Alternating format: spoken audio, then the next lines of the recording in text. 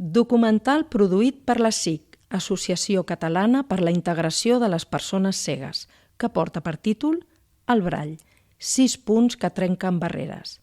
Té una durada total de 17 minuts i està dividit en 7 parts o capítols.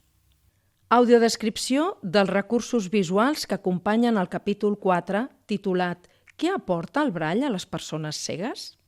Una senyora, asseguda en un banc del parc, llegeix un llibre en brall. Un noi treballa davant l'ordinador i ressegueix amb els dits els punts de la línia brall. Dues noies assagen música al piano i repassen la partitura en brall.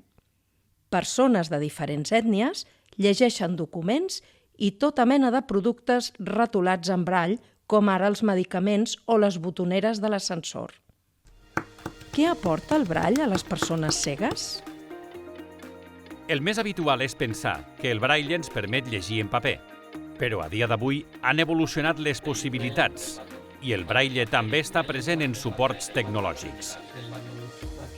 El braille permet llegir llibres, però també partitures musicals o programar aplicacions informàtiques.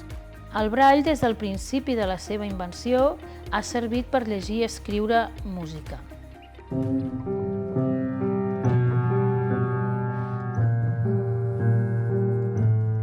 Les persones cegues d'arreu del món podem llegir en braille amb les 166 llengües que han adoptat aquest codi, des del català al japonès, de l'àrab al xinès.